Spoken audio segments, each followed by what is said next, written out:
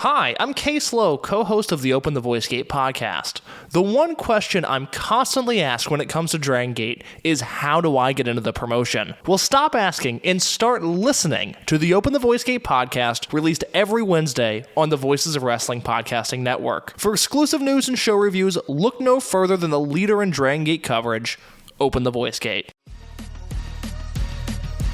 Hey everybody, my name is Jesse Collins, and I am the host of the Gentleman's Wrestling Podcast, a show right here on the Voices of Wrestling Podcasting Network. On the Gentleman's Wrestling Podcast, we take a deep look at individual issues and stories that are going on in the wrestling world.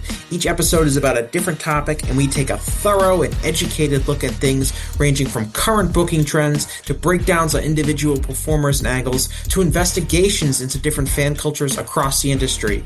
In addition, we keep a close eye on the wrestling media, and as a professional journalist, I bring a unique perspective to how current issues in wrestling are being covered and discussed through the wrestling media. We have a revolving series of guests from across wrestling punditry joining us on each episode, and we hope that you make the choice to give us a listen on wherever you get your podcast from.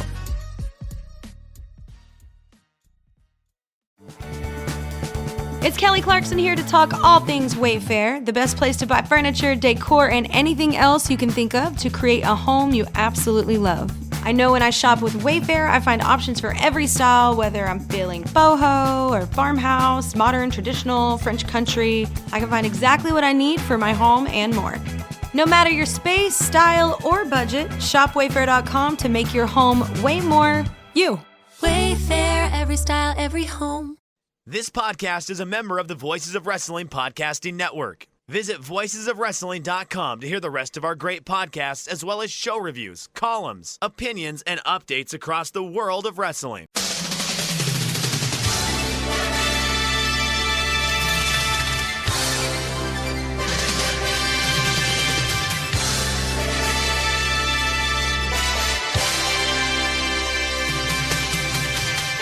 Hello, welcome to the Super J Cast. I'm Joel, and I'm joined by David McDonald. Damon, Wagwan, what's going on? How are you, my friend? We're smiling, we're happy, we're upbeat, we're going to give you the juice and the energy this week, because last week, boy oh boy, was that a fucking so depressing. I think that might be the worst, like the most low energy show that I personally have ever done.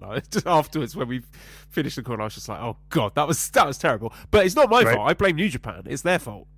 Yeah, I mean, we can only give what we get to a certain degree. Yeah, and usually when that happens, Joel, like there are times where I'm just like, I'm toast. I got nothing, and but you're there to kind of pick that piece up, and then I don't know. Sometimes we meet in the middle somewhere, and it gets going. We couldn't find a fucking gear to get into. Like it was all fucking. It was just like we were just grinding gear just to get through that show, because we were both in just like, what's happening? Like what is happening here? And that's not a good feeling. So nothing was happening. Right. Well, A, nothing was happening, and B, the prospects of the horizon looked bleak, and I don't know, maybe we just weren't in the mood. I don't know. It was a combination of everything. But yeah, when we hit, like Cheryl will always be like, "Hey, how was the show?" And I always kind of joke, award winning again, or another home run from us, or whatever the case may be. I was like, that was the shits. I was like, boy, oh boy, I hope nobody listens to this fucking episode, because it was tough. It was tough to do, let alone I can't imagine anyone fucking listening to it. But I think we'll be all right. One punt out of how many shows? 390 some odd. Like I think we're afforded one. But again, it's not us. It's we can only talk about what we got, and we had nothing, and we had nothing to. Like, another thing too is that we had no good stories to lean on. We had nothing. Yep. Oh boy. Sometimes I feel like, let's just put a fucking pin in the week, and we'll pick it up next week or whatever. But again, I would say 9 times out of 10, we find a show. We find a show. We were just fucking scraping the bottom of the barrel. Yeah. Yeah, you do have to sometimes go looking for it, but I think it was a fair reflection of where we're at with the product at the moment. Very much in the doldrums and waiting for stuff to happen, and maybe the smart thing to do would have not done a show, but no, we can't let the listeners down like that, David. No. We will be here, rain or shine, ready to give you a product, even if it's crap. So here we are. You're getting something, right? You're getting something. It's on a plate. We'll give you that. Whether it's a steak or a piece of shit, we can't control to a certain degree, but we'll do our best. All right. So that's that. We have a show. We have other stuff, but I'm sure there's other things that have come across your plate. Speaking of plates, why don't you lead the ship and tell me where you want to go? You've been playing any computer games recently, Damon? Well, I got a Teenage Mutant Ninja Turtle kind of side-scrolly kind of game. I got that more for the plane, but I never wound up playing anything. So I've been playing a little bit of that, and then what I've actually been playing a lot of is Contra. I've been playing a lot of Contra. How about you? I have been playing Duke Nukem 3D. Which I just find I know it's very, very old, but it's very fun to play. I love it. Yes. Like very well designed levels, whether you're going through like a red light district or a launch, like a rocket launch facility, or a post office or a police station. Like it's a very kind of, given the limited graphics, very well observed little feel like a like relatively realistic considering the limitations they had at the time, and really fun. It's just still really good to play after all these years. I just had a question about a computer game, so I thought I'd lead off with that. So it's from Matt on Blue Sky. I often forget to put the Blue Sky questions. So Matt says, did you see that Yu Suzuki is releasing a remastered version of Shenmue 3? Did you ever mess around with that game? Now, I did play Shenmue 3, and I have to say, it's bad. It's really bad. It's like actively hostile towards the game player and very disrespectful of the game player's time. And way worse than Shenmue 1 or 2 were accused of being, because I see and believe in the vision behind that. So like Shenmue 1 would do things like you would say, right, you need to go to this tattoo parlor and look for this person because he's going to be there at a certain time. And then you go to the tattoo parlor and it's closed. And you'll be like, well, it's not going to open until 12 o'clock the next day. And a lot of gamers would get annoyed by that and think like, oh, well, it's just a waste of my time. But of course, the idea behind that is that you immerse yourself in the world and you go exploring and do some of the other stuff, train your moves or go to the arcade, play some games, to try and do some of the collectibles, buy the little cash on toys, whatever. So I see the vision there, but Shenmue 3 just makes choices that just actively make you do the most mind-numbing, grinding things. Like, for example, Long Division. No, I like Long Division. I'm a maths expert, so no, don't. You're not going to get me on that one. But for like when you are running in the town or whatever, it would use up your stamina, and that stamina would not regain. So you'd have to buy food and eat food to make that stamina regain, and then that would also cross over into your fight. So if you ran across the village and used up all your stamina, then got into a fight, you'd have no stamina left, and you just get like the shit kicked out of you in about 5 seconds. So just really dumb things like that, or just constant moments where you'd have to buy something and grind a load of money to buy the thing, and then you buy the thing, and then the person goes, oh, no, you got to buy me another thing, and then you'd have to do the whole thing all over again. So just like really stupid decisions that were made in a way that I think actively turned me off, and I'm a Shenmue apologist. So this remaster of Shenmue 3, I believe, is fixing a lot of those issues and coming in with a lot of quality of life improvements. So I'd have to sort of wait and see. I don't know if I can bring myself to play the game again because I've still got trauma from it, because it was around the time when COVID kicked off. So I associate it with bad memories. So I don't know if I can actually go to the lengths of playing it a second time, but I've heard it does solve a lot of those issues at the first time. If anyone wants more detail, there's a really good video on YouTube by Super Eye Patch Wolf, who is a fellow Shenmue apologist and also hated Shenmue 3 for some of the reasons where that I've laid out. So that's worth a watch if you're interested. But I hope that answers your question. Yeah, I mean, I always kind of thought that you enjoyed that element, but you describing it, yeah, it feels like it's actively trying to get you to stop playing the game. you know, so that's never a good thing. You know what's exciting is when people that you wouldn't expect come into your life and start talking about like retro art or or shit like that. Like I had this a guy that I work with and we had our one-on-one and just kind of talking about different campaigns and stuff like that. And he just came out of the blue. He's like, "Do you play video games?" And I was like, a little bit. I was like, I'm not like a hardcore gamer or anything, but I have a Steam Deck and blah blah blah. And he's like, "Have you ever heard of retro art?" And I was like, "Have I?" And and I wind up sending him links to stuff, and where do you get these ROMs at? And I'm like, "Are you the FBI?" I own all the physical copies of these consoles and games that I also own on the emulator version. Yes, I own all the consoles. So it was just weird. I was just kind of like, "Wow, Ronnie, look at you!" Very impressed with him in that moment. I just thought I'd mention that, but it's just weird. I'm sure people can kind of equate that to wrestling stuff. Like, do you like when that person was like, what was it, my husband or boyfriend or whatever? He's in a band and he plays music for a wrestler. Yeah, you probably want to heard of him, Zack Sabre. What? yeah.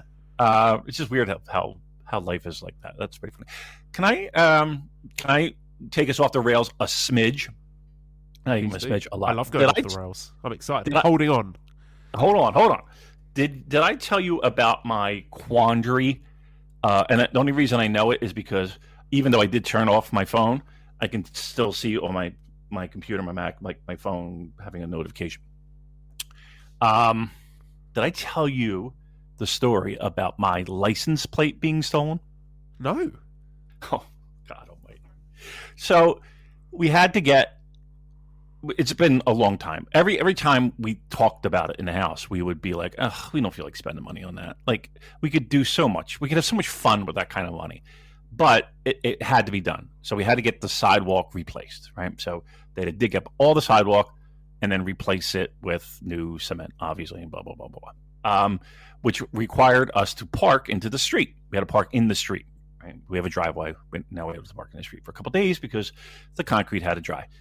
So he's like, you can't drive into the driveway for at least, I think it was like 5 days or whatever it was, right? So on the 5th day, I was here and I was like, all right, you know what? Let me go move my car. So I go over to my car and it's right in front of my house. Like I, if I looked out my office window, I would right there, right? And I look, and it's not like people look for their license plate when they get into the car every time. I'm like, in New Jersey, you need to have 2 plates, front, back. Front, no, not there. And I look under the car, not there. And the screws are out. And I'm like, well, if it fell off, would it take both screws as cleanly as, it's like, it just was like, and I'm like, why would somebody take one license plate? So I go back in and I tell Cheryl, and she's like, well, I just Googled it. And apparently you do need to go to and file a police report. And you need to go to our DMV and get new plates. I'm like, lovely. Just how I wanted to spend my afternoon.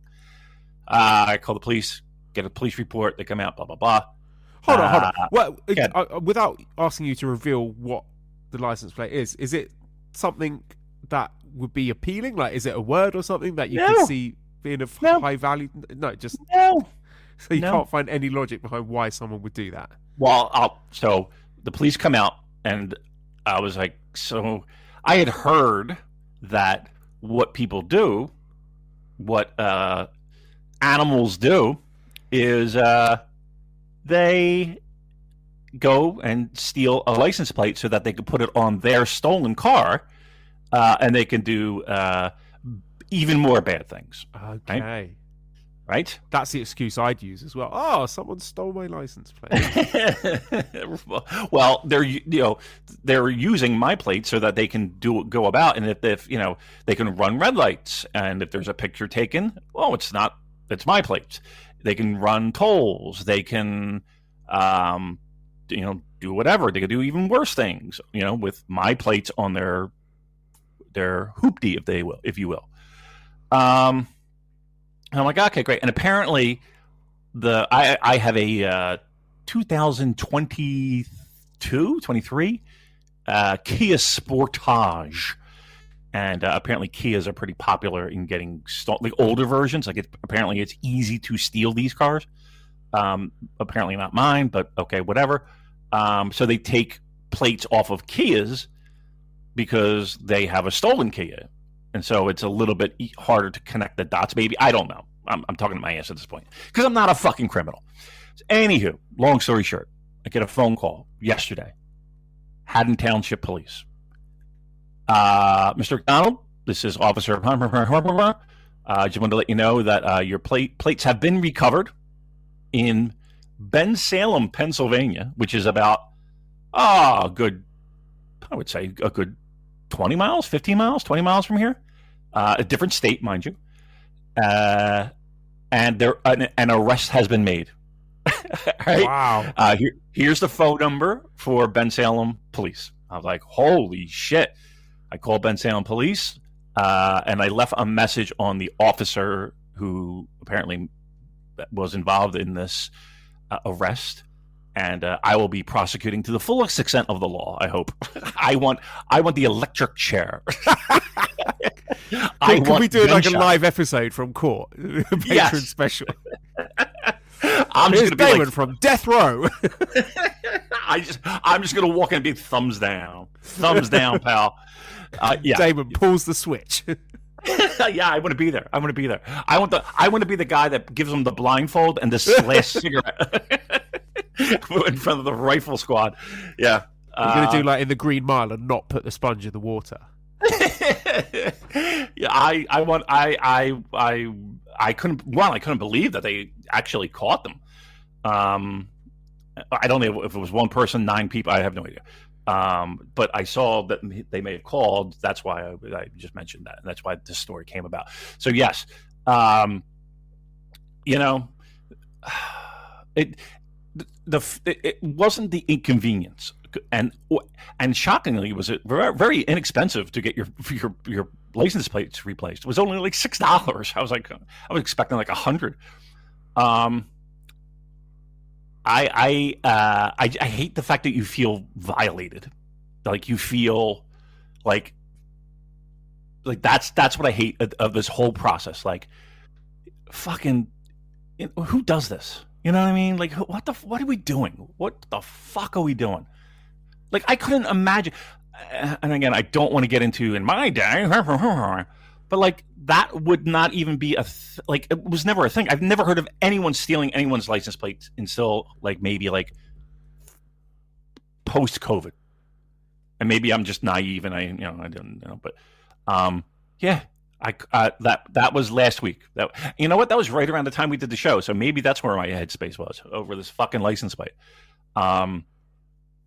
I know. Right. You just feel violated, man. You just feel like, what the fuck? So yeah, well, you don't like it when someone steals your license plate, but you are perfectly happy to steal Shinichi Champion Presents event and not pay for it on pay-per-view like law-abiding citizens. So that's okay, is it? But if someone does it to you, that's no good. That is correct. Yeah. You know what? You're right. Maybe it's karma. Maybe it's you know what? You've taken a lot, Mr. McDonald. Now you have to give. So yeah, maybe you know what? Maybe you're onto something. Maybe you're onto something. Maybe it's karma. We're still doing the electric chair. Just to be clear. But you're going as well. So I've contacted TV Asahi. I've got Sugabayashi on the phone. The officers will be around shortly. Hey, listen, the internet is weird. Sometimes things just come in, and I don't even know how I get them. So I can't blame it. All right, very good. There's my interesting story of the week. Enjoy, everyone. Damon's Thank you very much. funny story. Yes. Right.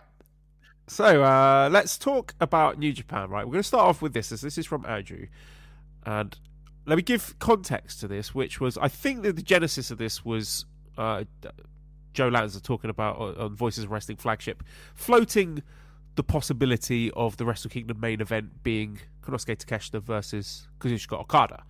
And after he threw that out, and look, if you are a Patreon listener, you would know that I had investigated. I pulled on that thread at least a month ago when talking about various different scenarios. I think it might have been when I did the what was the AEW show in London called Forbidden Door. That was it. So we were talking about Forbidden Door. So I discussed that with Will and Daniel, but I suspect because Joe is an influential man and a lot of people listen to him, and if he brings up a topic, lots of people talk about it afterwards. So a lot of people subsequently were talking about Okada versus Takeshita as Wrestle Kingdom main event. So Andrew says, it's a sudden influx of Okada versus Takeshita should be the Wrestle Kingdom main event based on anything. And why would AEW want to have one of the feuds they've been building on another company's show? So I've asked around. I don't think there's anything to this. I'm not going to like mock it or dismiss it out of hand because I could see it happening. I wouldn't be absolutely stunned, but I just can't see it making sense from a promotional standpoint because all the AEW watchers I speak to seem to believe that is a big match that's going to be built up to for the C2 final, I believe, and that is literally a week before Wrestle Kingdom. So, one, why? Like, how could you run that match in the States and then a week later in the main event of the Tokyo Dome? Like, I can't see that. I can't see that happening.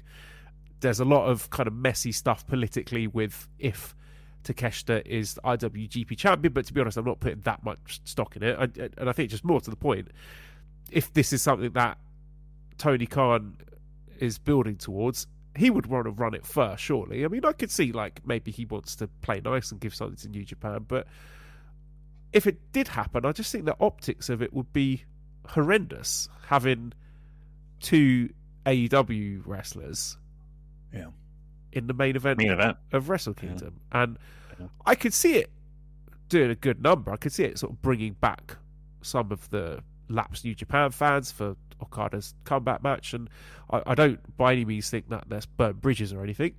I expect to see Okada in a New Japan ring at some point. You know, maybe he'll have some involvement in the Tanahashi retirement. I don't know, because I know that his relationship with the company is cordial, right? There's no burnt bridges. There's no like resentment or anything. So it's not that I'm thinking, Okada's never going to come back to New Japan, because I think he will. But yeah, if that was your Wrestle Kingdom main event, that would really be sending out what the John Cena said when he's feuding with Roman Reigns. He said, I'm only here because you can't do your job. Yeah. I mean, that's pretty much admitting the fact that we got nothing. We got nothing this year. We need to call in the reserves. I will say this, that the idea of them doing the match so close together, you said it's about a week, maybe a week and a half difference. If in fact that's the route that AEW is going, if they booked it well and made the finish somewhat of a disputed finish or something, dare I say, controversial, a rematch that quickly could gain a lot of interest, and it could be something that New Japan could kind of glob off of, and if they did it well. The problem is that I have no faith in New Japan that don't do things well these days. Correct. Right. So I do have a lot of doubts, not necessarily in the fact that it's so close together. Like, again, it can be done, and I think it can be done incredibly effectively. And what a great way to build a rematch, having it like a week and a half away. The problem is also this. So how would you build that to Wrestle Kingdom attendees? We don't have a main event yet. We don't have Takeshita in a match yet. Like, what kind of fucking gymnastics would we have to do to get the people in Japan still, again, we joke about how the and some of it is kind of tongue in cheek, and some of it is serious about how, this is Tanahashi's retirement show, and this is Aaron Wolf, and this is a lot of other things aside from that sexy main event kind of thing. How would they get there from a, we need to put 40,000 people in the fucking building and we need to sell every one of these, however much it was. Was it how much were the ringside seats? Fucking like $1 million yen. Yeah, $1 million yen. Yeah. So I don't know how they do that. And again, that's where I kind of lean. Well, would you like to see the match? Would it be something that excites you? I mean, I think they're both outstanding.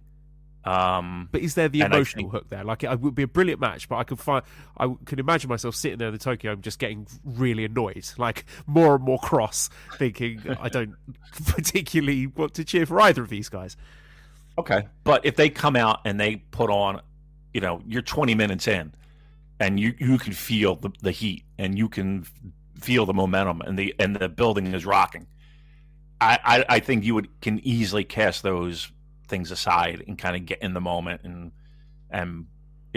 let's go. Let's at least have a good night. But I hear you. Again, they would have to not. It would be easier for them to not do that in their tournament, their C2, whatever the fuck it is. It would be easier for them to not go that route and then do the match. I have not heard that was going to be the case. That match. And you're saying the same, correct? Yeah.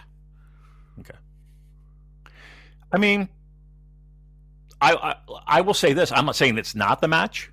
I'm not even saying they couldn't do the match. I'm not saying that it's not, if you come January 4th, that's not the match. There's a lot of things that have to happen. I'm not saying they can't. And trust me, stranger things have fucking happened. Personally, I don't think it will be. And from everything that we've heard, that's not the match. But again, depends on the people you talk to, and who knows? I think the match will be great. I can see the logic in that building, right? So if New Japan do have Takeshita locked down to a contract, and he's going to be their talent for the next 12 months or whatever, to have him getting a win over the previous ace, who didn't put anyone over on his way out, really would, I think, go some distance to legitimizing Takeshita in the eyes of some fans. So I could see that, and I think if that match is being offered to you as New Japan Pro Wrestling, I think you'd be foolish to turn it down. But I just don't think that Wrestle Kingdom main event is the right place for it, even though it is the biggest stage. I just, again, like the tacit admission of absolute failure to build up any of your own stars would be too much for me. So I'm looking forward to when the challenger for Takeshita is Shota Umino, and then all the people who are expecting Takeshita versus Okada have meltdowns. That'll be very funny. Well, yes, if we want to spin it that way. But also, it's something to, and again, not just playing devil's advocate, but just, if Tony's not going to have a problem with one guy losing, it's going to be against, it's going to be those two guys, right? Like if Okada's looking at the lights, and I'm not saying that he would, but if he's looking at the lights, Tony Khan, of anybody on that NWA, oh my God, anybody on that New Japan roster, it's probably him that he's going to have the least amount of problems with. It's a sexy match. It is on paper. And if you look back even at last year's and even the year before, like a lot of these matches feel like they're just in a bubble anyway. So it's like, it's not like a lot of continuation going on. And even if it's just a one-off, it could be very good. But I hear you. I mean, look, in an ideal world, look, the bottom line is this, is if that match were to occur, as I said, you're saying we got nothing. We got nothing, and we need outside help. And I'll go so far as to say, the Tanahashi thing, I think everybody's expecting somebody that's not New Japan affiliated. Yeah, The Rock. We've been over this. Right. Okay. Yeah. So it's it's an outside wrestler. We're assuming that's going to be against Tanahashi. So there's, your top two matches don't really involve, involves New Japan talent, but it's against not quite New Japan talent and maybe someone that's not even affiliated with New Japan at all. So, yeah, I know everybody wants to be smiles and excited going into Wrestle Kingdom, but in the back of everyone's mind, you got to be thinking, well, we needed some help with this one. Right, well, let's move on then. And I would like to talk to you about today's show, which was NJPW Battle Line Hokkaido Road to Destruction in the Kitagas Arena, Sapporo. Attendance of 2,038 people here. And I just want to talk about the main event, which was the IWGP Junior Heavyweight Championship match. El Desperado defeating Yo 24 minutes, 52 seconds via Pinche Loco. So, the match was good, right? It was quite good. But I didn't like it, and I'm bored. I don't like the junior division anymore. Let me outline this for you. So, the fact that all these junior tag matches, junior tag title matches, and junior heavyweight title matches have been segregated from the main shows. And I understand why they might have done that, to sell tickets. But I don't like that, because it's making it feel that it's not part of the product. And I find myself harking back to the days when the junior division will kind of be like, the third from the top match on a big show like a Dominion or Wrestle Kingdom or something, and you get like 15 minutes of craziness, like some sicko shit.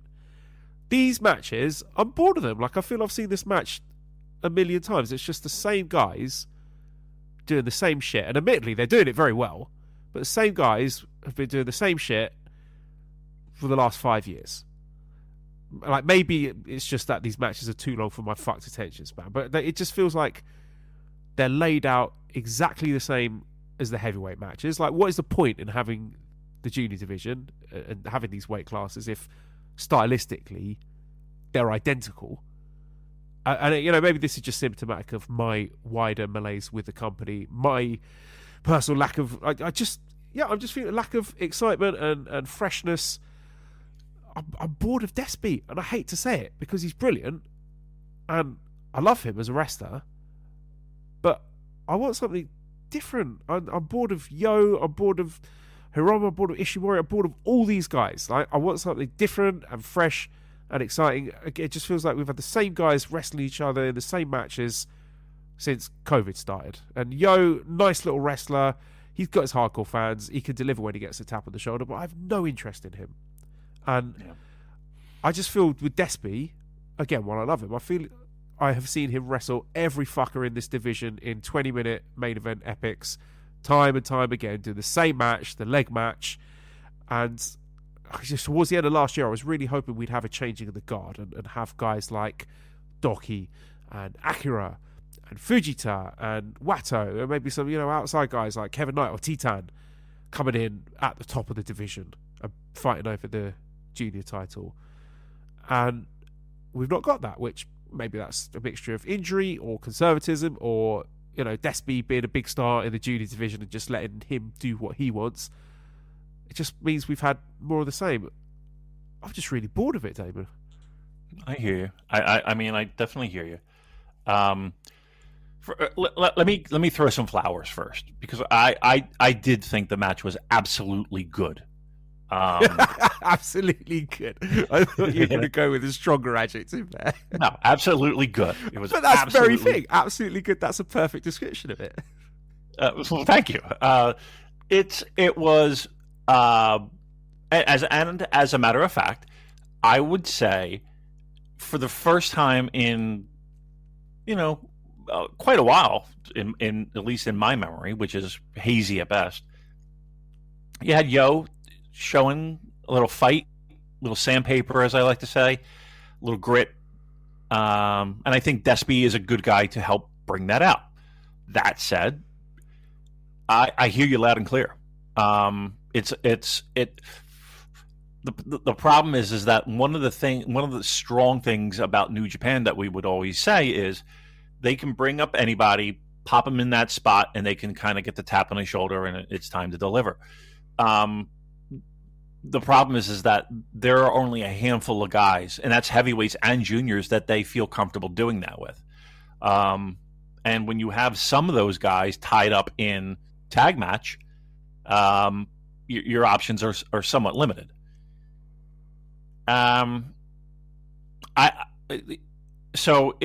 If it wasn't, is the problem more Despy, or is it the problem more Yo, or is just a total just malaise? We're in a rut with the entire division. Yeah, I think it's a stagnation of the division, because I think it's a very deep division, and they've absolutely got the talent there to be doing exciting stuff with it.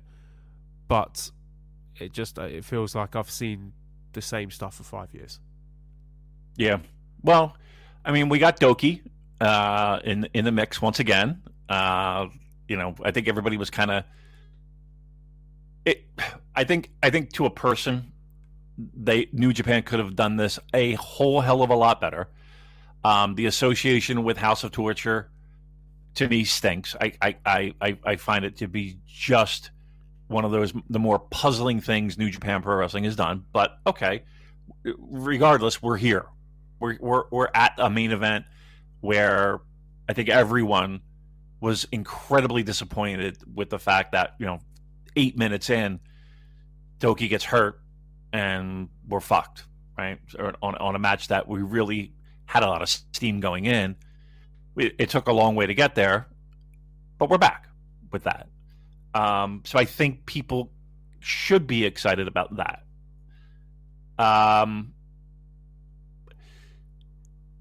Again, I know I've said it a lot, but I do want to just hammer this point home that the company doesn't have the people that they trust to be able to be in both divisions, to be in a solid number one guy, number two guy. They're treading water, it feels like, and there are a handful of programs and a handful of things that they're comfortable with that they can go and do. Look, we get a lot of people that reach out, mostly to Joel, because they know my response time is very piss poor. But it's, the things that we echo, trust me, we're echoing only because we know, and here's the thing, we don't even need to have communication with anyone in the company or anyone associated with the company or anyone affiliated or whatever. You could see it. You can see it in the product, and you can see it in the wrestlers. I mean, we sat here and talked about Zach being a guy that's like, it feels like he's trying to rally the troops. And that might very well be the case. And there's every indication that is the case. It's a matter of them really not having a lot of options right now, and which seems silly because we can go down a list of all the people that they had and all the people that have come and gone and all the people that even are still there that we feel like, okay, pull the trigger, let's go. Why not? And for various reasons, it's not there. I mean, we've heard about one guy that was kind of like, not yet, right? I don't know if I'm the guy yet. I don't know if I'm ready yet. So, okay, there's a lot of things that go into we're at the point where we are, and the major thing is that if that happens in every single wrestling promotion, locker room, booking, hey, I want you to do this, I want you to do that.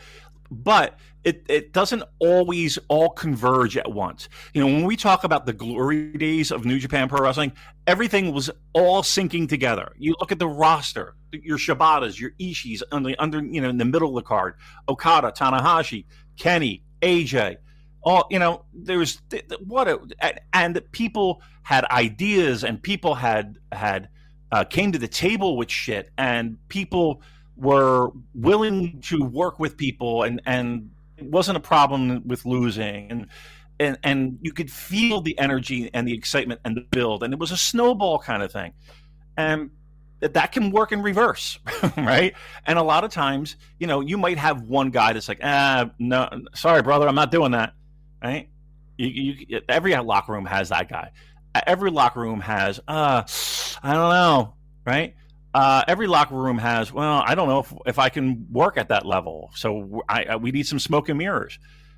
The problem is that all of those things have converged into the now with New Japan Pro Wrestling, and it's kind of hard to fix this problem, fix that problem, take care of that problem, satisfy that person, make that person happy. Oh, we still have a gate we have to draw.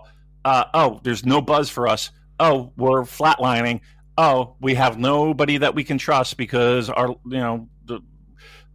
we just don't like it's all that is all in one big fat ball right now, and that's the scary part. Yeah, it just feels like with the junior division, all roads lead to El Desperado. That he's a guy who's proven to be a commodity, and they've just basically handed him the keys and been like, okay, it's yours now, mate. You figure it out. You figure it out, right. Yeah, and the problem I'm finding here is, can you book an exciting path to an interesting junior heavyweight match for the title at Wrestle Kingdom? Yeah, I mean, I think the match that will probably happen is a match that people want to see. Even with House of Torture, being involved in the mix. I mean, that's right. Let's. I mean, we're looking at Despy and DOUKI, right, at Wrestle Kingdom, correct? That wasn't my understanding. I would have thought that challenge would come a lot sooner. I mean, if it does come sooner, Joel, what else would they have up their sleeve for the? You've got to do it. You can't have no junior title matches between now and January. We're still in September. True, but there could look. They've had. Oh, this guy's going to challenge for the title, and then this guy walked out. Kind of bullshit thing. I mean, they can get around it. Like that's the money match for the juniors, right? Who else? I figure they're doing that at like King of Pro Wrestling or something, or maybe before King of Pro Wrestling, and they'll do Junior Kings of Pro Wrestling the night before at Korakuen Hall or something like that. But I do not think they've locked in the Wrestle Kingdom match now. It's way too early for that. It is. Well, it's almost October. Okay, right. I would like to see DOUKI win the match. Okay. Right, because I think I've had my fill of Despy as junior champion now. Thank you. DOUKI being a House of Torture goon notwithstanding, I think I saw enough in the junior tag match that I don't think he's completely torched what brought him to the dance. I still think he's a fun and exciting wrestler to watch. So let's say he wins the title from Despy, carries it until Wrestle Kingdom, and Wrestle Kingdom is DOUKI defending against Fujita, and they just go fucking nuts for 12 minutes. and channel some of the spirit of. You remember that awesome Kushida Hiromu match from Wrestle Kingdom 11 when Hiromu just came back from excursion? I want that. Like I want junior heavyweights doing junior heavyweight things. I want them going just balls to the wall, going fucking crazy. I don't want any more 25-minute mini heavyweight matches, please. I want guys doing crazy things. And yes, I know Doki did a crazy thing that injured him at Wrestle Kingdom, but I want him to still do that, but just not hurt himself this time. And I want 15 minutes of that, please. I can see him writing it down right now. Don't hurt my... Got it. All right. Got it. Yeah, that's probably what... Wouldn't... Sure. Now I'm getting angry. Wouldn't it make more sense? And I know that you're trying to get Doki involved after the injury and get him on shows and get him working and all that kind of stuff, right? I understand that. Trust me. Isn't that, like, wouldn't people be salivating for that match? And wouldn't it make more sense to flip that? Well, okay. Also, I get it, but maybe they just don't want Doki to be the champion. And, I don't think anybody's arguing the fact if you're going to have anybody kind of be the junior young gun, this is who we're hitching our wagon to. It's got to be a member of TMDK, right? You would think. I don't know. I just can't get off the fact that that Doki El Desperado thing is such a wasted opportunity. And again, they might do it, in October, and it be a fantastic match, and it's everything that we wanted. I don't know. To me, that felt like the natural way to go, but maybe it's a different path that they wanted for Wrestle Kingdom, and they wanted to flip the title, and they're going to give it to the young star who might be ready. Let's use this to pivot to the prior match, which is the Junior Tag Championship match, where Doki and Sho defended against Fujita and Robbie Eagles. 19 minutes 42 seconds. Doki got the pin over Fujita with a roll-up. And yeah, like I said, I saw enough there to make me think, even though Doki is in House of Torture, him getting that junior title challenge, I think, yeah, I'm into that, right? I still like Doki, and he still wrestles in a way that seems good to me, and I thought this is a really good match. And Sho's chronic laziness notwithstanding, I thought the other three wrestlers did enough to make this exciting. And I don't know, my headcanon, I've got nothing to indicate that this is the case, but my headcanon is Robbie Eagles just like grabbing everyone by the scruff of the neck, being like, guys, come on, stop fucking about, we're going to have a proper junior heavyweight tag match here. None of the bullshit, because it was relatively light on the bullshit. It was. No run-ins or anything. There was a bit of sort of weaponry fuckery at the ends, but I thought to an acceptable and palatable degree. So yeah, I enjoyed this match. I think it was good, and the effort from 75% of the participants made up for the other quarter.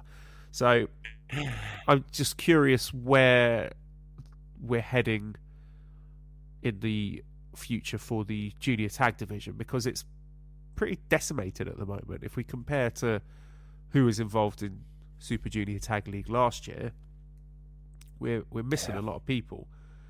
So we sure are. I do really like Ichiban Sweet Boys, the Fujita Eagles team, but I kind of feel that Fujita should be aiming for single stuff come Wrestle Kingdom. So yeah, I don't necessarily think that that's locked in, that Ichiban Sweet Boys are going to win Super Junior Tag League and win the titles at Wrestle Kingdom, because like I said, I think Fuji's going on to bigger and better things. All right, but we had even more technical difficulties, Joel. Once again, Zencaster. They are the dirt worst. Absolute dog shit. Joel, as you were saying, again, about lack of confidence with the juniors, and there has to be something up their sleeve to get a young guy out of the tag scene. Yeah, because I'm looking at the blocks for last year's Super Junior Tag League. So we had Eagles and Fujita who ended up winning it, and I suppose they could win it again. There was Clark and Driller, but Driller's a heavyweight now, so that's off the table. Sho and Kanemaru, I mean, if Sho and Doki are the champions, then I'm assuming they're going to be teaming together, so no Kanemaru. Maybe Kanemaru teams with Dick Togo or something, but that's not viable winners for the tournament. Taguchi and Dragon Dyer, Bushi and Hiromu, unlikely. Maybe we get Hiromu and Daiki Nagai. That could be an option. I would like that. That would be exciting, I think. You said Bushi? It's Bushi's not. No, I was going to say Hiromu and Daiki Nagai would be okay. A cool team to put in. Tiger Mask and Captain Suicida, or whatever. Akira is injured, so Akira and TJP. TJP looks like appears not to be working with New Japan anymore. I don't know what the story is there. Maybe I'll get a DM and find out. Kushida and Kevin Knight. I don't know. Like I could see. I do have some. There is some appeal for some of the AW teams. Is Kevin Knight and is it Speedball Mike Bailey? Are their team now? Jet Fire. Okay. If they come in, I think that would be fun. That would be a good addition. Taiji Ishimori and Robbie X. Maybe it's Clark and Robbie X or Clark and Ishimori, DKC and Ninja Matt, Yo and Rocky Romero. Do you see like the cupboard's running bare when it comes to junior tag teams? Like the junior tag division in the last few years has been really exciting because of the work of teams like Ichiban Sweet Boys and Catch 22 and the War Dogs and Kushida and the Intergalactic Jet Setters. But it feels like now we've moved into a new era where they've not restocked the bench, and now we're kind of doing fly by the seat of our pants, doing sort of like patchwork teams rather than any kind of long-term planning or intentionality put in the junior tag division. So if you were to ask me, Joel, what is the direction for the junior tag division between now and Wrestle Kingdom, I don't know. I've got no idea, and neither do the company, I feel. I like there's a part of me that feels like they value this AEW relationship a lot, in the sense of they can have all these guys that they just like a lot of the names that you mentioned, they can just parachute in for a tournament to fill spots and bodies, and they don't have to pay them contract. They can just pay per appearance or a tour, and then they're out of their hair. And like that's what it, like, to me, that's what it feels like New Japan's business model is right now. Like we talked about Wrestle Kingdom and how it's like, okay, we need a lot of hands lifting up the idea of Wrestle Kingdom. And I can't sit here and tell you that hasn't or was never the case before. There's been plenty of cases where there's been a lot of hands on board, different promotions, different people to have a meaningful big card. I think over and above a big card, it feels to me like this is New Japan's business model now. It's rely heavily on outside promotions and talent to help fill the void, more than before, of, hey, we have a tournament, we need 12 teams, we're going to rely on 8 and just bring them in, and away they go again. I mean, is that more economically feasible for New Japan? And here's the thing: it's not even. I don't even think it's an economics thing. I truly believe that the cupboard is bare when it comes to where are we going, and what are we doing, and what's the game plan? Like, I just feel like we're creatively bankrupt right now, and all those checks that we wrote during the good times have now bounced because we haven't invested, and what we invested in isn't going to reap the benefits of what we had in 16, 17, 18, 19. Like it's obvious, right? So maybe that's their strategy, to kind of until they feel comfortable, that's where we are.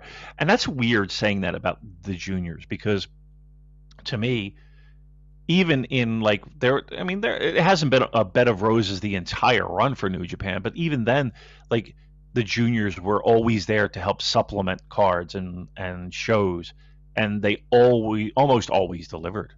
And even guys that you wouldn't normally lean on to deliver would deliver. Taguchi as an example, in previous years. So yeah, it's a weird spot that we're in. It really is a weird spot. And I'll go so far as to say this. Like a guy like Robbie Eagles, the fact that, okay, yes, he's the tag champion and he's in that mix, and for a lot of various reasons, like the fact that they can't commit to a guy like him to say, okay, you know what, can you get us over this rough patch? Can we bring you in more often? And I'm sure, well, maybe I'm not sure, but I'm assuming very hard that he would be like, yeah, if you can write the check, I'm down. But we're just, look, I'm just waiting for fucking Ishimori to show up somewhere and challenge for a title. You know what I mean? Like, it's just the same people that they fucking lean on, and it's like, I don't know. You had plenty of opportunity. It's Kelly Clarkson here to talk all things Wayfair, the best place to buy furniture, decor, and anything else you can think of to create a home you absolutely love.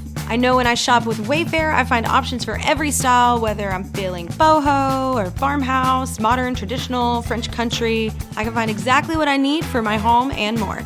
No matter your space, style, or budget, shop Wayfair.com to make your home way more you. Wayfair, every style, every home. All right, I'll stop moaning. Yeah, it's probably going to be like another randomly put together team for the juniors. I don't know, maybe they resume the Wato Despi team, because it feels like they kind of pulled the plug on that. And if we're going with my idea of Despi losing the junior title to DOUKI, then maybe then that would be an interesting way of coming back to it, by having Wato and Despi team up again, and then Despi beating DOUKI, but for the junior tag titles rather than the junior singles title. But who cares at this point? Right, let's move on and preview Destruction in Kobe. So that's coming up Sunday, Kobe World Memorial Hall in Hyogo. Quite a good show. First match, we got Yoshihashi, Yuya Uemura, Shota Umino against Dick Togo, Sanada, and Evil. Okay. I feel opening like, match. Yeah, opening match. I feel that we're sowing seeds here for World Tag League. It seems like Yuya and Shota will be a team, and I think we're going to be blessed with Evil and Sanada as a team. So this is one I'm going to stick a pin in. I could see that potentially being a World Tag League final. I like the idea of two youngsters teaming up, and I put that youngsters in air quotes. I like the idea. I to this day, I still think Evil and Sanada were a really solid fucking team. I don't hate either of those. I love the idea of two young guys kind of causing some fucking havoc in World Tag League. I do like that. And how about this, Damon? Right, bit of symmetry from last time. So when we got Shota and Ren teaming up, and then Ren turned on Shota, we could have Shota and Yuya teaming up, and then it could be Shota that turns this time, and Shota betrays Yuya and launch himself into heel turn. It's not going to happen, of course, because Shota's got to be challenging in the main event of Wrestle Kingdom for the people. Right. Yeah, there we go. You can have that one for free. I like that. But I'll tell you what, that's not a bad idea. And what that does, Joel, is, to me, now we've got a program that could possibly be, longer than 3 months, longer than 6 months. Like, we have maybe, and again, I am pie in the sky in this one, a generational feud in front of our in the making. I don't know. Be nice if they had that kind of forward-thinking vision like you do. But yeah, I'm down. That sounds good to me. Honestly, probably one of the more exciting things I've heard in the past 3 or 4 weeks from New Japan. So if that's the case, I like that. Second match is the Tanahashi Final Road Connection. So Tanahashi against Great-O-Khan. Yeah. It's quite hard to pick a winner here, isn't it? I feel like Great-O-Khan could do with a win, and I think they've wrestled each other twice before, and Tanahashi's won both of them. So they had a match at Wrestle Kingdom. I think the second match was a G1 match, if I'm not mistaken. But yeah, Great-O-Khan is winless against Tanahashi.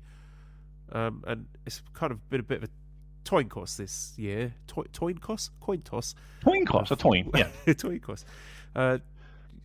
Yeah, I don't particularly. I'm not going to die on the hill of Great-O-Khan must win this match if he just eats a high fly flow and just staring at the lights. It wouldn't shock me either. He's very cold at the moment.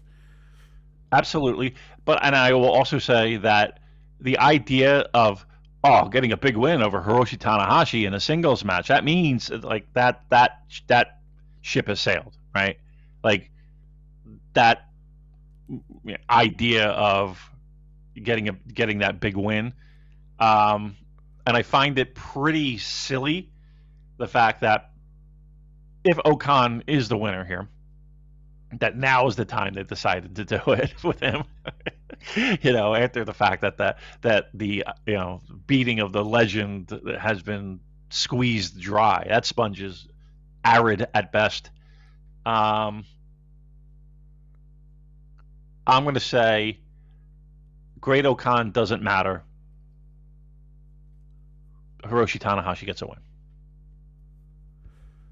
Yeah, fine by me. Third match, Never Openweight Championship, where Oleg Boltin getting a second defense against Don Farley.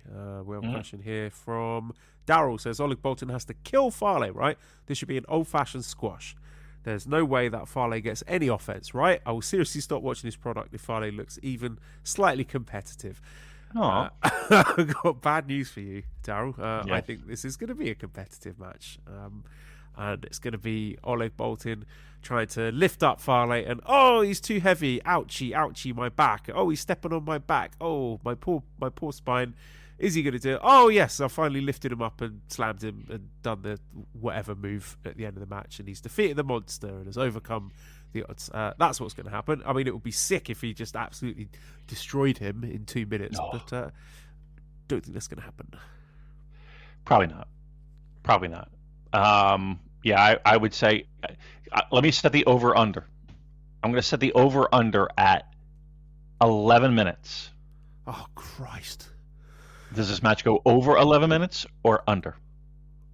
It's got to be under. It's a third match. Like, they can't give him that much time. 11 minutes. I'm not sitting through 11 minutes of a Fat Farley singles match in 2025. No thanks. You taking the under? Yeah. All right. Somebody keep record. 11 minutes. Joel has the under. I'll take the over. I'll go over 11. I'm in. Whose question was this? I'm in the same camp. I love the idea of this being a big time squash. Big Donnie F gets thrown around the ring like a fucking bag of dry cement, and that would be wonderful. That won't happen. This will be exactly how Joel laid out. I think I got a hernia. My balls just dropped. I can't lift this fucking tub of shit. I'm getting pounded on. I'm getting stomped on. He's making mean gestures to the crowd, and then he gets tossed, and 1, 2, 3. That's what I'm guessing will be the case. Yeah, they've wrestled each other in the or never openweight champion Don Farley. You can never rule that out. Why not? Let's go full sicko mood here. They wrestled each other in the New Japan Cup first round, and Boltin won that after 7 minutes and 11 seconds. So that's the benchmark so far. But... I'll take the over on the 11. 11 minutes, 1 second. I can't handwave this. Like, this is fucking outrageous that Farley is challenging for a singles title in 2025. What the fuck, Damon? This is not okay. We have 3 audio files that I have to send to Dan that he will then, shall I say, Daily Mail Dan. He'll have to stop sipping his margarita and edit this. Yes, and here we are with 6 files coming his way. And yeah, we're talking about a Don Fale challenging for a, dare I say, significant singles title in the year 2025. Fuck my mouth. Fourth match, IWGP Tag Championship match. Taichi and Tomohiro Ishii defending against the Knockout Brothers, Oscar and Yuto Ice. Mm-hmm. New tag champs, right? I don't know. Again, it's another toin cost for me, because we know New Japan like to do the thing where there's the struggle and redemption through suffering, and I could easily see Knockout Brothers losing this, and then they've got to go and win the World Tag League, and then they finally win the tag titles at Wrestle Kingdom. But I hope they don't do that. I hope they just do the sensible thing and have Knockout Brothers win. I mean, why not? It's the fucking tag titles, you know. But you are correct. They do love that idea of, yep, we're going to pump up these guys, and first match title shot, and yep, you gotta pay your dues. I'm still going to say title change. Fuck it. I'm going to say a title change. They're not going to follow that narrative, and we are in a new era in tag team wrestling. Fifth match, special singles match, Hiromu Takahashi versus Taiji Ishimori. I mean, just file this under what I said earlier. Like, I've seen this match a million times. I'm sure it would be good. Apparently, this is going to be for the Noah title. Yeah. Okay. I mean, sure, why not? Sure, right? A match we've seen. I mean, somebody can cage match it if they wanted to, but I probably over 5 singles matches, right? Definitely over 5, right? It feels like 117, to be quite frank. You know what? Let Ishimori win, and then he can go putz around in Noah, and do all that. Fly the fucking Emerald Green, and just stay there for a while. They could both feud. They could both stay. That would be fine by me too. Actually, you know, look, I'm being a little unfair because I think the match has the possibility of being good. Again, it's just something we've seen too many times, to be quite honest with you.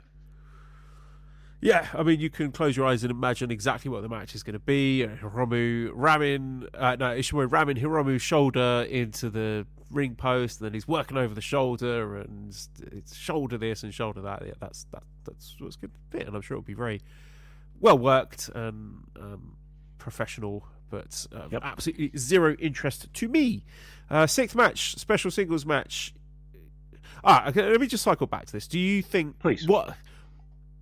What do you think Hiromu does at Wrestle Kingdom?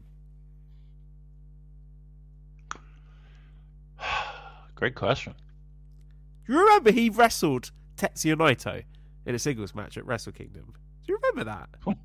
Yeah. And he sure did. You know what? That's a great question. I don't know. I don't know.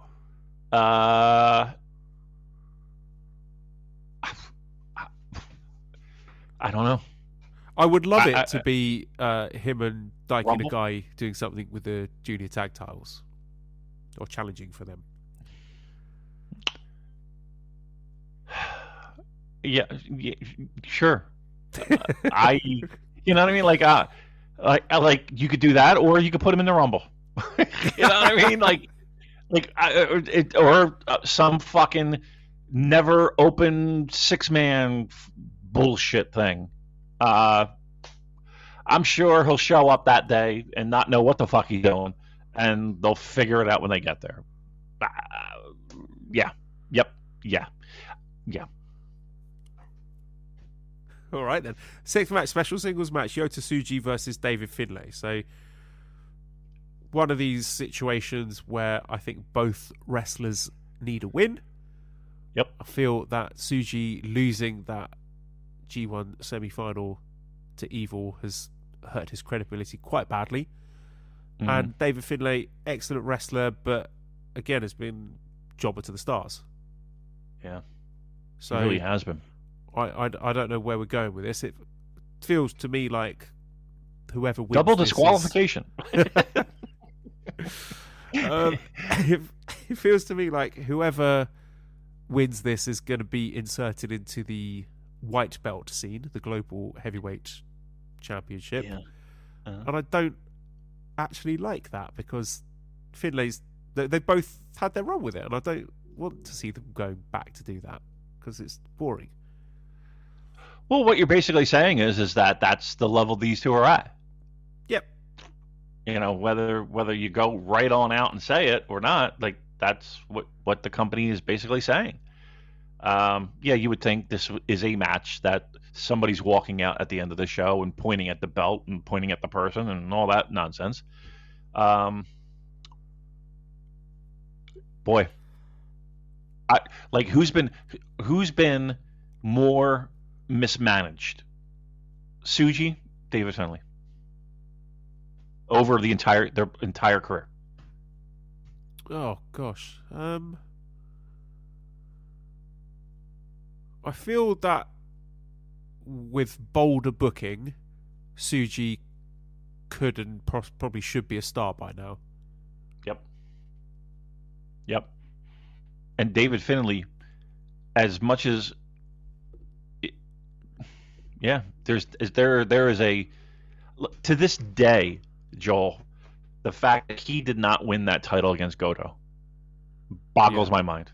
Oh yeah, I think that was a misstep. But at the same time, I don't think David Finlay is a megastar waiting to have the fuse lit on him. I think he's a great guy to have around, and I think he's good value for a short reign with the world title. But if we're comparing the two, who's got more upside? Like, it's absolutely Yota Tsuji. But to see either of these guys circling back to exactly where they were at the start of the year would just show that they've achieved nothing and made no growth or progress in their career. Wow. How does that happen? Like, how does that happen, Joel?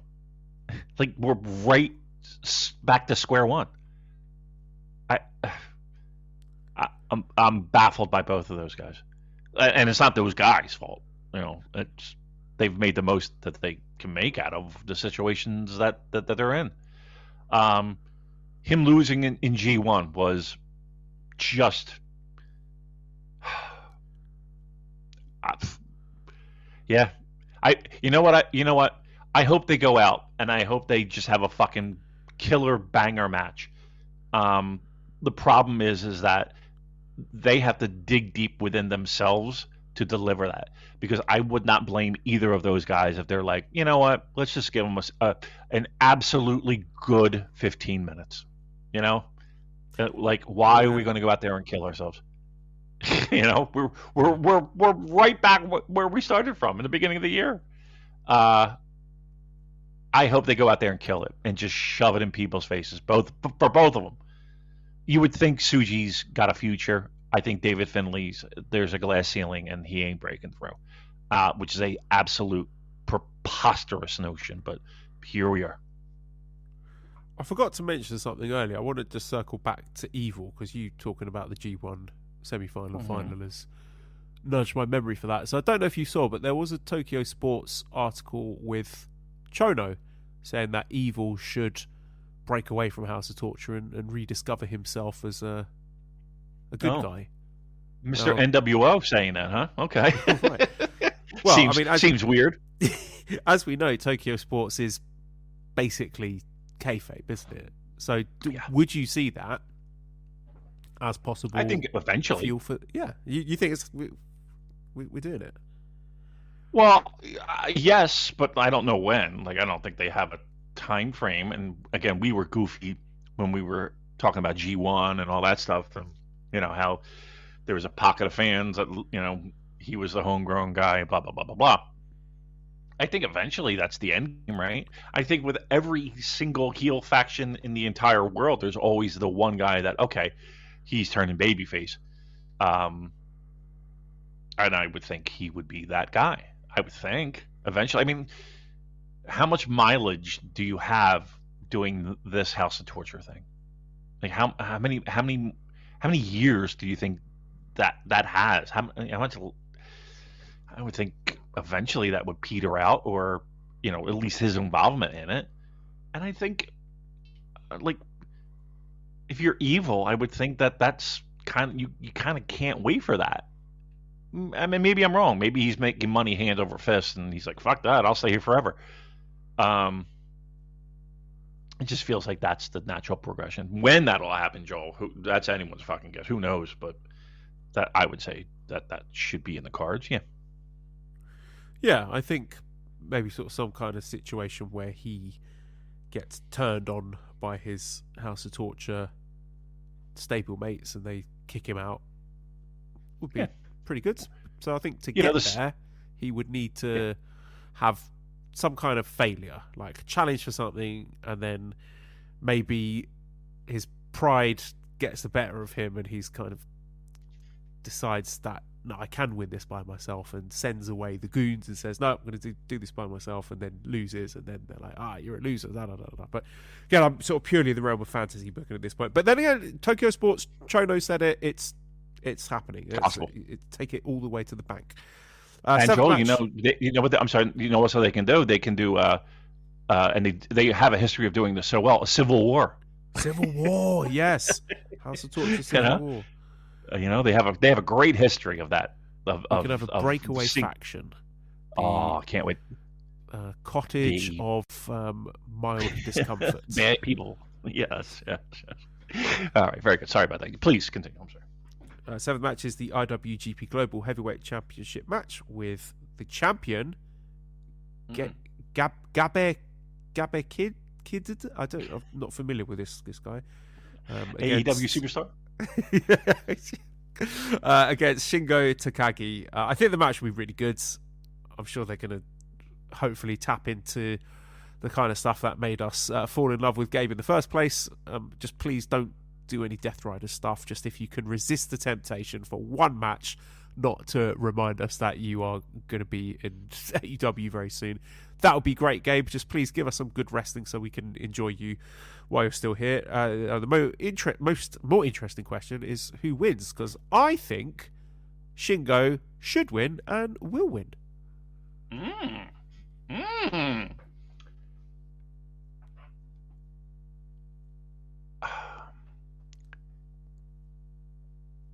I'm going to agree with you, and I'm doing that somewhat reluctantly, because the first thing that popped into my dumb Swiss cheese head is I can't believe how far we've fallen from where we were post Wrestle Kingdom with Gabe. I kind of am. I'll give you what I would love to see. I would love to see Gabe come back wearing the New Japan Lion Mark tights, coming out screaming at the crowd, "Come on, oi!" and all his fucking beans on toast fucking bullshit. Really? Would you really want to see that? Because that would...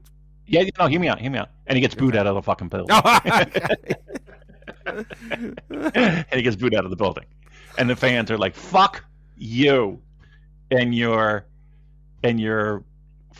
phony bullshit." And she goes on and wins, picks up that New Japan Pro Wrestling flag and takes it all the way to Wrestle Kingdom. Takes that's down not his pants and does a big poo. That urine all over. Pushes it all in. Yep. Boy, I'm getting a boner. Yeah. You know what? I think the match will be very good. I think the match will be very good. Hard-hitting pro wrestling action. I am curious as to how the fans react. I am curious to see if any of this online chatter and feeling discontent I wonder if that translates to the live audience, and maybe it starts as a little mumble, and it builds and builds, and the crowd gets. And why wouldn't they get behind Shingo and say, you know what, Gabe, up the street, up the fucking street. That would be nice. Where's this show being held? Kobe, and that's Shingo territory, isn't it? Oh, come on. Yeah, I need a nice, rowdy, they got a couple pints in them kind of crowd, just feeling a little antsy, feeling a little, yeah. I need that kind of crowd to kind of be like, you know what, fuck you, dude, Shingo, let's go. Yeah, that'd be interesting. I wonder how that will come across. It'd be kind of like a great irony to it, wouldn't it, if it's the Dragon Gate guy who is defending the honor of New Japan against the guy who claimed he was defending the honor of New Japan. Yeah. It's I wonder if Chris very Charlton sort of going to rant for Shingo. right. Chris Charlton, he's like, that, what was it? What did he say? Money Mark. Gabe Kidd. He starts screaming, Gabe Kidd's a money mark. And he gets suspended and all that fun. That'd be great. All right, Shingo, let's go. I'm sorry. Main event is the IWGP World Heavyweight Championship match with Zack Sabre Jr. defending against Ren Narita. They had a great match in the G1, and surprise, surprise, it was Ren's best match of the tournament by far. And curious, Damon, a lot of people seem to be having excellent matches with Zack Sabre Jr. I think they're scared of him. I think they know that if they phone it in, he is going to have their bollocks on toast. So I think we're going to get full effort Ren Narita here. Now, we do lack the sort of unpredictability of the result, because in the G1, you never know who's going to win, so you can get that shocking moment. Ren managed to put out the win against the IWGP champion. That's crazy, but it's not going to happen here. And so I don't know. I'm quite bullish on this match. I know people have been quite dismissive of it, but if anyone is going to put a great match out of Ren Narita, it's going to be Zack Sabre Jr. I think he will settle for nothing less. So I feel he is the driving force behind everything that's been good about New Japan in the last couple of months. So I expect more of the same here. I think this is going to be really good. Yeah, I don't think he'll let it turn to shit. Now, that's not to say that we won't have a spot in the match where bullshit is ready to fucking tumble down the hill, and we have multiple factions now brawling at ringside, and we do the walk and brawl back to the dressing room, and then we got another 8 minutes. Zach's going to stab them all. He'll get a knife out and shank them. Yeah. I mean, I'd be happy with that as well. Yeah, I think. Look, if I trust anyone in this company to get the best out of someone, it's Zach. 2, maybe this is a case of Ren being like, oh, okay, I can do some fun shit. I don't have to go and be evil, heel guy, dickhead heel guy. I don't have to do that. I can have a great match. I think there's a very good possibility that he's excited, at the idea. And who better to have a great match with than Zach? So, yeah, I might be a little bit more excited than most on this. I don't think there's a fucking snowball's chance in hell that we see a title change. That would be absolutely unbelievably preposterous. That said, that still is no excuse to not have a great match. And you can tickle our balls with a couple near falls and get us thinking, oh my God, I can't believe it. And we escaped that mess by the hair of our chinny chin chin. Yeah, go watch the G1 match, and whatever the finish of that match was, they'll do the same thing in this match, but it will be a near fall. Near fall, yeah, that's very absolute. I think that's a stone cold lock. So, yeah, I think there's a lot of positives that can happen in this match. Again, the element of a title change, I don't think anybody on planet Earth thinks that title is changing hands. That being said, I think we can have some fun with it. and at the same time, kind of get people outside their comfort zone a little bit. And I'm looking at Ren and say, okay, the proverbial tap on the shoulder is happening, and we need a solid 25 minutes, 30 minutes out of you. Let's go. And once again, I still think that there will be the typical New Japan spot of, factions trying to get involved, and we're gonna, here come the baby faces to weed off the heels trying to interfere, and then again we got another 7 minutes of solid action toward the finish. So fingers crossed, it'll be great, and then we'll have somebody come out and point at the belt and challenge, and away we go.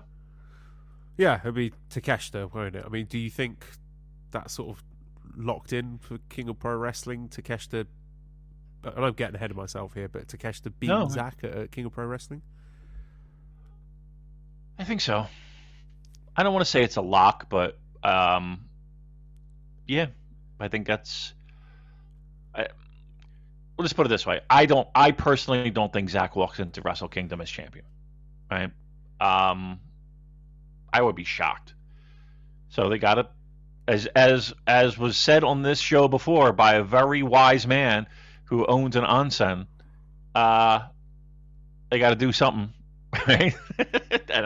and we're creeping up on October, so now would be a good time to kind of let's get a challenge going, and then away we go. So yeah, do I like the idea of G1 challenging pre Wrestle Kingdom? I'm not the biggest fan of it, but again, there's exceptions to rules, and if that's what's happening, then to get from point A to point B, I know it's going to be a great match. So yeah, why not? We'll do it a little early. How about Ren? Like, what do you think would be an appropriate spot for him at Wrestle Kingdom? Because I'm thinking like you could, much like last year, sort of pencil him in somewhere like TV title level. Oh my god, I forgot about that title. Who holds that title? I think it's El Phantasmo. Thank you very much. That's all I was going to say. Okay. Wow. Fucking yeah. That would be the level. So I would go there, or maybe he's in the mix challenging for the open weight 6-man. I'm trying to think of another fucking made up title. Maybe they resurrect the strong title, Joel. But yeah, I mean, I think that's a level. Is it still? Do they still have that title? Yeah. And why they don't have a promotion? The strong tag titles. Do you know who? Oh, no idea. Champions?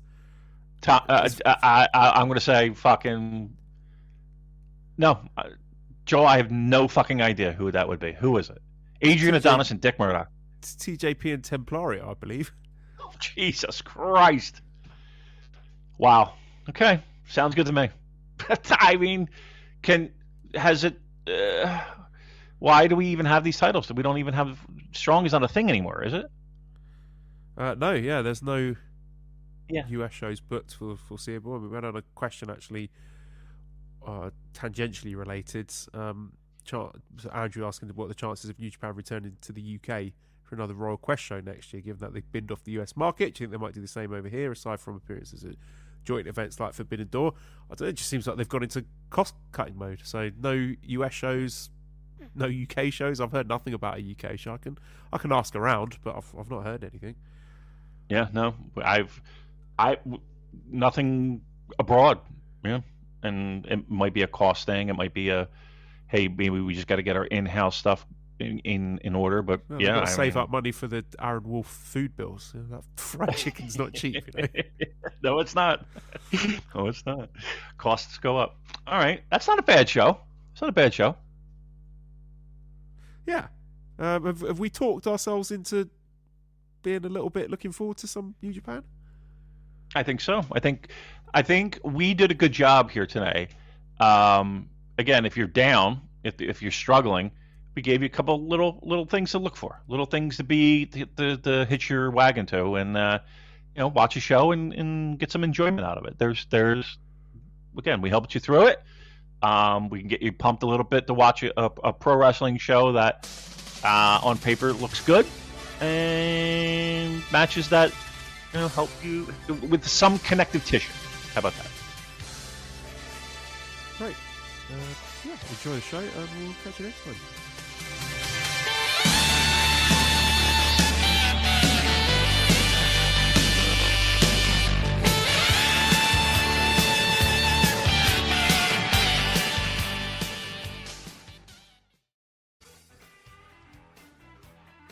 Hello, Voices of Wrestling listener. Dave Ryan here.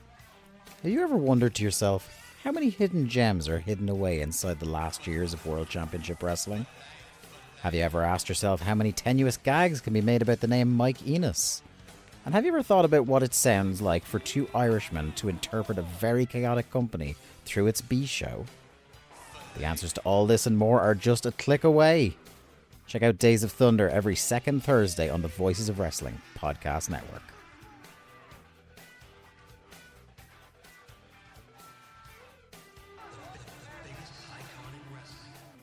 Wrestling Omakase is back, baby. The weekly podcast that takes you across all the top promotions on the entire Japanese wrestling scene, from New Japan to Stardom, Noah, DDT, All Japan, Mari Gold, Dragon Gate, Tokyo Joshi, Sendai Girls, and a whole lot more.